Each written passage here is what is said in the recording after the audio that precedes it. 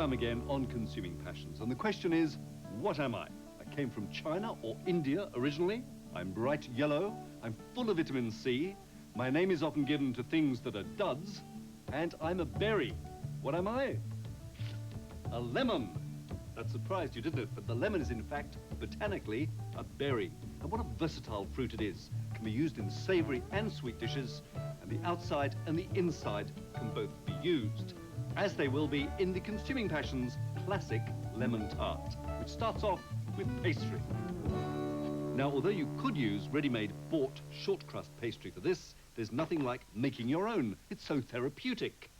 Into a large mixing bowl goes some plain flour, about 500 grams, icing sugar, 175 grams, and unsalted butter, brought to room temperature, about 250 grams, and the grated rind of a lemon. This is now mixed up with hands that are spotlessly clean until a good crumbly consistency is achieved. Once done, a well is made in the middle and eggs are added. A couple of large eggs, along with about a teaspoon of vanilla essence. And this is all kneaded into a dough. And as you know, I love to knead. I need to knead. Once the dough is formed, it's shaped into a ball, wrapped in plastic sheeting, and put in the refrigerator for a half an hour or so. Now to the filling, starting with 9 eggs. Yes, if you suspect this is a rich dish, you're absolutely right. But it does go a long way, less than 1 egg per portion. And it's a once-in-a-while luxury.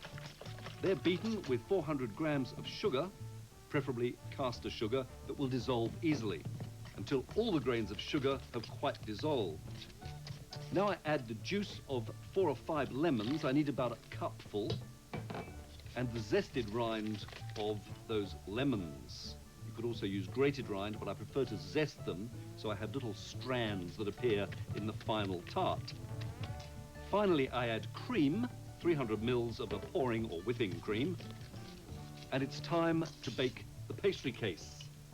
I have a cunning plan for the pastry, and it involves putting down 2 sheets of plastic film, putting the refrigerated ball of dough in the middle, covering with more plastic film, and rolling it on the outside of the plastic film.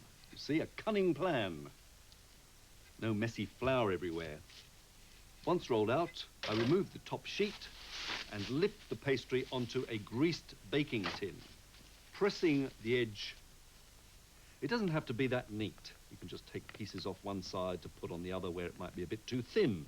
Now the pastry case is blind baked, which means it's baked without the filling in to cook the pastry. First I put 3 pricks in the bottom, and then some baking paper, and cover with some dried beans that I keep just for this purpose. Then it's into the oven for 10 minutes or so at 180 degrees C.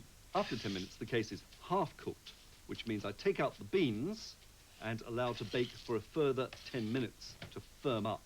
Then the egg, lemon, and cream mixture is poured in. Fabulous, and the tart is baked for about 30 minutes, or until when you shake the tin, the filling doesn't wobble. And there it is. Degree of difficulty, well, medium to a little challenging, but worth the effort. Preparation time about 40 minutes, plus cooking time. Keepability keeps well for a couple of days in a cool, dry place. Once it's cooled, for an added flourish, you could caramelize the top, which I love to do, by sprinkling on some icing sugar, and then it can either go under the grill, or I can use my trusty blowtorch. Brown lightly. I love doing this. And there it is, the classic lemon tart, an absolute delight, and just a small portion surely before I have a little sip of wine. A Tokay or a muscat would be absolutely perfect. From Consuming Passions, till next time, bon appetit. Yes, yes.